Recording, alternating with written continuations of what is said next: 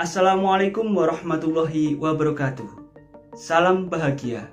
Saya Arif Baidowi, calon guru penggerak Angkatan 9 Kabupaten Tulungagung tahun 2023. Pada kesempatan ini, yaitu pada pendidikan calon guru penggerak pada modul 1.4, saya akan melaksanakan praktek segitiga restitusi, di mana segitiga restitusi ini merupakan salah satu cara untuk mengontrol perilaku anak atau siswa, bagaimana cara membimbing siswa supaya berubah berdasarkan motivasi dalam dirinya atau yang disebut sebagai motivasi intrinsiknya. Baik, bagaimana langkah-langkah atau cara saya melakukan pembimbingan siswa, mengontrol perilaku siswa ini menggunakan segitiga restitusi? Mari kita saksikan video berikut. Selamat menyaksikan.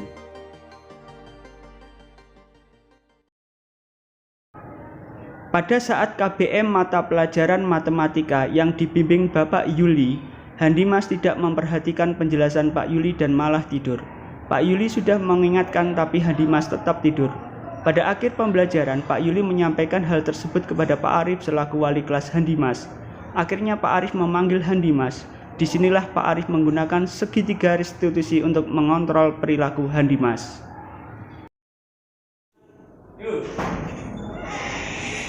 Assalamualaikum Pak Arif. Waalaikumsalam. Silakan masuk, Handimas. Ya, silakan duduk.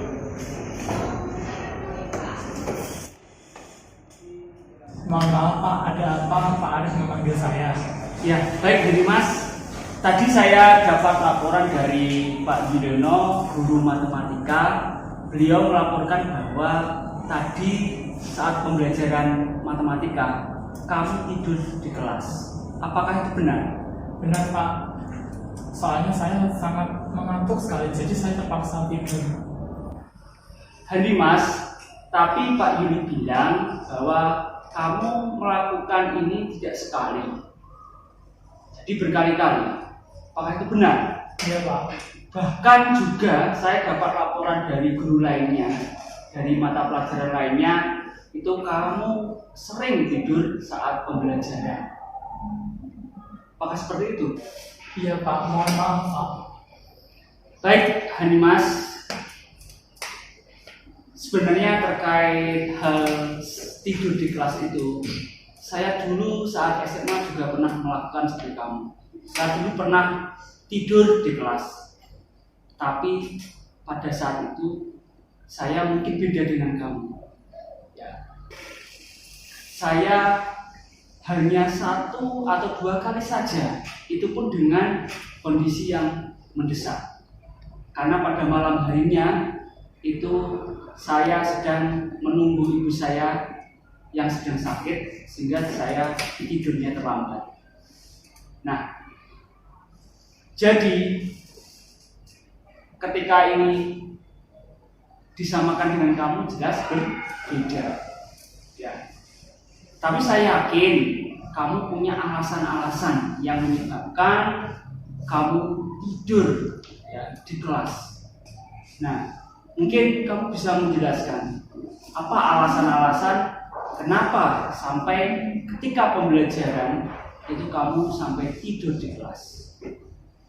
Iya Pak, saya tidur kemalaman karena membantu ibu saya menyiapkan kue untuk dijual di pagi hari. Wah, itu luar biasa. Itu saya bangga padamu ya, bahwa ternyata alasanmu juga bisa diterima. Nah, jadi oke, alasan kamu sangat logis, membantu ibu ya, sehingga menyebabkan kamu jadi kemalaman tidurnya. Ya, pagi hari jadi ngantuk ya. Tapi di sini perlu kita ketahui bahwa kamu kan sebagai siswa kan, Ya. berarti siswa kan juga punya tanggung jawab. Kira-kira tanggung jawab siswa itu apa? Iya Pak, tanggung jawab saya sebagai siswa adalah belajar. Ya, baik. Jadi apakah menurutmu tidur di dalam kelas itu hal yang benar? Tidak benar, Pak. Baik, Hanimas, mari kita lihat ke dalam diri kamu. Ya, setiap manusia punya nilai-nilai atau keyakinan ya yang menjadi pedoman hidupnya. Ya, seperti nilai royal, nilai menghormati orang lain. Nah, di sini kira-kira nilai keyakinan apa yang selama ini kamu yakini?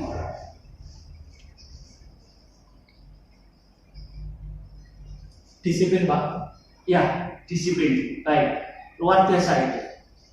Mungkin adakah nilai positif lainnya selain nilai disiplin itu? Iya, Pak, ada, yaitu menghormati orang lain. Ya, menghormati orang lain. Sebenarnya luar biasa keyakinan yang ada pada diri kamu, yaitu disiplin dan menghormati orang lain.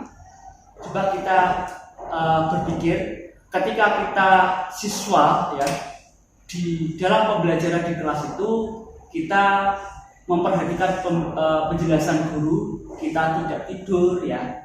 Itu sebenarnya berarti kita sudah menerapkan keyakinan yang telah kamu yakini. Apa itu? Disiplin, yaitu disiplin untuk mengikuti kegiatan pembelajaran guru dan sekaligus kita menghormati Bapak Ibu guru. Seperti itu kan? Iya, Pak. Nah, sekarang hal apa yang bisa kamu lakukan untuk memperbaiki tindakan tadi? Ya, Pak, saya akan mencoba untuk tidur lebih awal supaya tidak tidur saat KTM sedang berlangsung. Baik, bagus. Sekarang kamu ingin nanti tidur lebih awal. Nah, sekarang bagaimana atau langkah-langkah apa supaya kamu nanti bisa tidur lebih awal dengan melihat kesibukan kamu ini? Baik, Pak, saya akan memberitahukan masalah ini ke ibu saya. Ya, bagus. Kemudian ketika kamu nanti menyampaikan ke ibu kamu, ya, tawaran solusi apa yang akan kamu sampaikan ke ibu? Saya akan memberitahukan kepada ibu saya kalau saya hanya akan membantunya sampai dengan pukul 10 malam. Baik, apakah kamu yakin ibu kamu tidak apa-apa? Iya, Pak, sebenarnya ibu saya tidak pernah ingin untuk dibantu. Ibu saya hanya ingin saya untuk fokus sekolah. Nah, kan ya kita sama-sama tahu sebenarnya ibu kamu itu tidak menyuruh kamu untuk membantunya. Dan sebenarnya saya bangga bahwa ketika ibu kamu tidak menyuruh, kamu dengan diri sendiri mau membantunya. Walaupun juga ada resikonya. Dan ibu kamu tadi bilang bahwa ingin kamu fokus ke sekolah.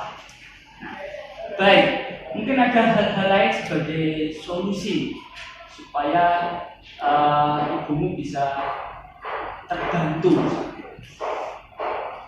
Saya ingin meminta bantuan kepada kerabat atau mungkin bude supaya bisa membantu ibu untuk berjualan kue. Oh, seperti itu. Oke, bagus, Hanimas. Sekarang kira-kira mulai kapan kamu akan melakukan solusi itu?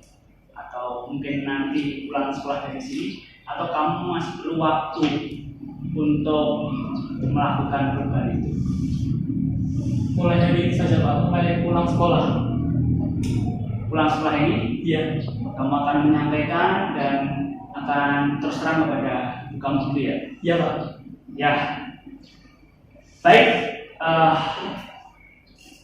Saya bangga dengan komitmen kamu. Ya, harapan Bapak ini benar-benar dari hati kamu untuk mau berubah. Ya, bahwa kamu punya keyakinan yaitu disiplin dan menghormati orang lain sekaligus ingin membantu ibu ya, tanpa mengurangi kewajiban kamu sebagai siswa. Nah, baik Hanimas, di sini Bapak hanya bisa mendoakan semoga kamu nanti bisa diberikan kemudahan, kelancaran dan kesuksesan di masa yang akan datang. Amin, amin ya rabbal alamin. Baik, sekarang kamu bisa kembali ke kelas lagi dan harapan saya ya, mari kita sama-sama ya meyakini nilai-nilai keyakinan yang ada dalam diri kita dan kita perjuangkan dengan baik. Ya, baik Hari Mas, kita sudah mendapatkan solusi terbaik untuk masalah kamu ya. Solusi ini adalah dari diri kamu sendiri. Harapan Bapak adalah ini benar-benar dari hati kamu. Kamu nanti akan dapat berubah lebih baik ya, dan semoga kedepannya kamu menjadi siswa yang sukses, lebih baik dan dapat berguna bagi keluarga maupun masyarakat. Baik, selanjutnya kamu bisa kembali ke kelas. Saya ucapkan terima kasih. Baik Pak, terima kasih atas bimbingannya untuk Pak Arif. Ya. Saya pamit Pak. Assalamualaikum warahmatullahi wabarakatuh. Waalaikumsalam warahmatullahi wabarakatuh.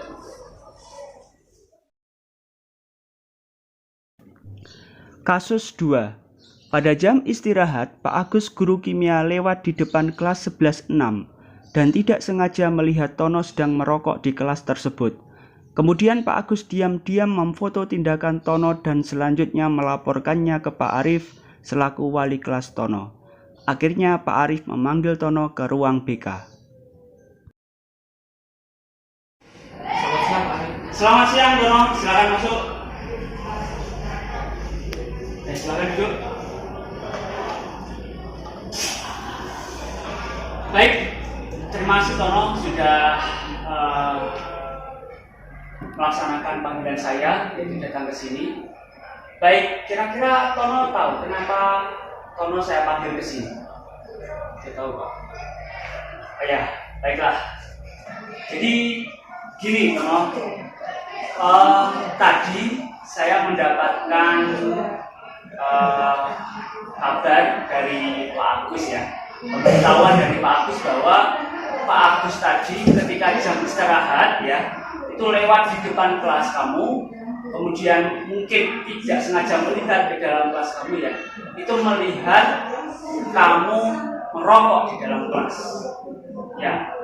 Itu Pak Agus dan dia sendiri yang melihatnya ya, sehingga Pak Agus langsung menyampaikan ini ke saya. Nah, sekarang Tono, apakah informasi dari Pak Agus ini bahwa yang merokok itu adalah benar-benar kamu? Itu Pak, itu bukan saya. Ya, baik.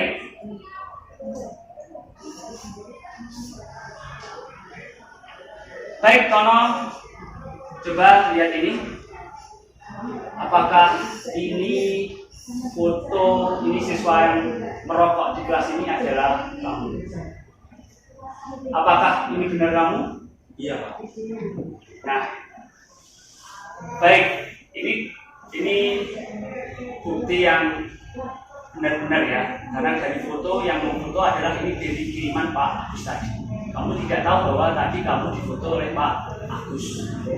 Ya, baik Tono, sekali lagi Bapak tanya, ya, mohon kejujuran kamu, apakah tadi kamu benar-benar merokok di dalam kelas? Iya Pak, jangan hukum saya Pak. Ya Tono, baik, di sini saya tidak tertarik untuk menghukum kamu ya. Oke, Tono, tidak masalah orang merokok itu ya, tapi harus tahu tempatnya. Oke, tentu kamu sudah tahu kenapa sekolah kita ini melarang siswanya merokok. Iya Pak, saya sudah tahu sudah punya nomor di kelas. Nah, baik, Bapak yakin pasti kamu punya alasan-alasan ya, mengapa kamu sampai melakukan itu, yaitu merokok di sekolah. Kira-kira apa? Iya Pak, saya sudah sering merokok, sudah tidak merokok, tubuh saya tidak nyaman. Baik Tono, ketika bulan Ramadan, apakah Tono puasa? Iya Pak, puasa. Baik, apakah ketika berpuasa itu Tono kuat tidak merokok seharian? Mampu. Mampu kan? Iya. Ya. Baik. Nah, sekarang kita lihat ketika bulan Ramadan kamu mampu tidak merokok seharian ya, berarti ada nilai-nilai positif pada diri kamu, keyakinan kamu ya, yang menyebabkan kamu kuat untuk tidak merokok di bulan puasa. Nah, coba kamu selami dalam diri kamu, kenapa?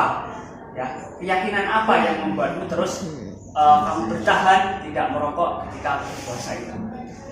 Iya Pak, karena itu sudah kewajiban saya sebagai muslim. Nah, kita ketemu bahwa satu nilai keyakinan kamu adalah yaitu kewajiban. Ya. Baik, saya bangga bahwa kamu punya nilai itu, ya. Berarti nilai kewajiban yaitu tanggung jawab ya, yaitu tanggung jawab sebagai seorang muslim. Sehingga karena kamu merasa bertanggung jawab karena hal kewajiban tadi, kamu tidak merokok ketika puasa. Sekarang gini Tono, ketika siswa tidak merokok di sekolah, apakah itu juga kewajiban? Iya Pak. Nah, kalau gitu bagaimana seharusnya kamu sebagai siswa di sekolah? Iya Pak, seharusnya saya tidak merokok. Baik, apakah ada yang terganggu ketika kamu merokok di dalam kelas? Iya Pak, sebenarnya teman-teman saya marah jika saya merokok. Baik, itu berarti ketika kamu merokok di kelas, itu membuat ketidaknyamanan pada teman-teman kamu atau orang lain di sekitar kamu, betul kan? Betul Pak. Iya. Berarti di sini ada keyakinan yang kamu langgar. Kira-kira keyakinan apa yang kamu langgar? Iya Pak, tidak menghormati orang lain.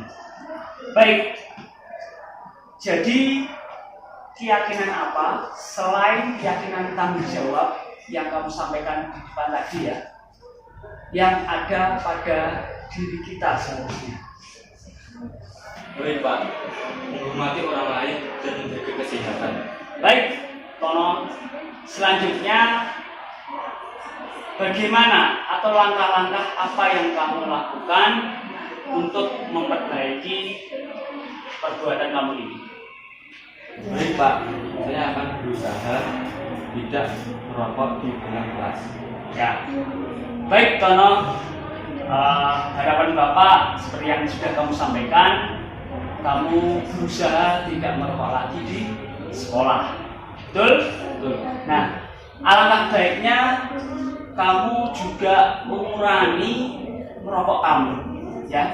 Dan ini akan menjadi hal yang luar biasa, Tono, jika kamu sampai berhenti untuk tidak merokok. Ini bagi saya ya sebagai guru kamu ya sangat bangga sekali. Karena apa, Tono? Tentu kita tahu bersama bahwa merokok itu jelas-jelas merugikan kesehatan kita. Tono sudah lihat kan warning yang ada di dalam bungkus rokok peringatan ya, bahwa merokok itu adalah membunuh. Betul? Betul Pak. Nah, jadi harapan Bapak ya, segala nanti keputusan adalah itu kembali ke kamu terkait dengan apa yang kamu yakini ya. Jika kamu meyakini bahwa kamu punya keyakinan bahwa kita harus mengutamakan kesehatan, kita harus bertanggung jawab, kita harus menghormati orang lain, maka tentu kamu bisa bagaimana berinisiatif untuk memposisikan diri ya, merubah perilaku kamu. Baik Pak, sementara waktu saya berusaha mengurangi rokok.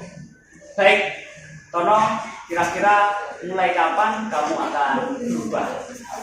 Insya Allah besok Pak, saya tidak bisa rokok lagi. Kalaupun merokok, saya pastikan tidak merokok di sekolah. Baik, bagus Tono. Saya harapkan itu dari kesadaran kamu ya, bahwa kamu berkomitmen menyepakati bahwa kalaupun kamu nanti merokok ya, kamu tidak berada di lingkungan sekolah ini ya. Tentu saja harapan Bapak kamu ke depan mengurangi rokok sampai berhenti untuk merokok. Karena apa? Kembali ke keyakinan kamu tadi bahwa kamu ingin hidup sehat. Betul kan? Betul, Pak. Ya, baik. Terima kasih. Dan di sini saya doakan ya, semoga kamu ke depan menjadi lebih baik lagi, menjadi orang yang sukses ya. Tentunya jika kamu komitmen dengan keyakinan yang ada dalam diri kamu. Oke? Ya, baik. Selanjutnya kamu bisa kembali ke kelas dan saya ucapkan terima kasih atas kerjasama kamu. Baik, silakan kembali ke kelas. Baik, Pak. Terima kasih atas bimbingannya, Pak. Ya, sama-sama. Oke, bisa silakan kembali ke kelas. Ya. Waalaikumsalam warahmatullahi wabarakatuh.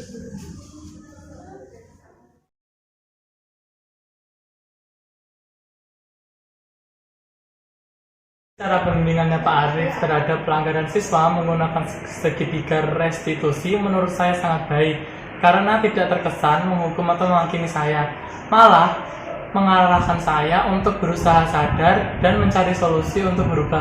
Terima kasih Pak Arif.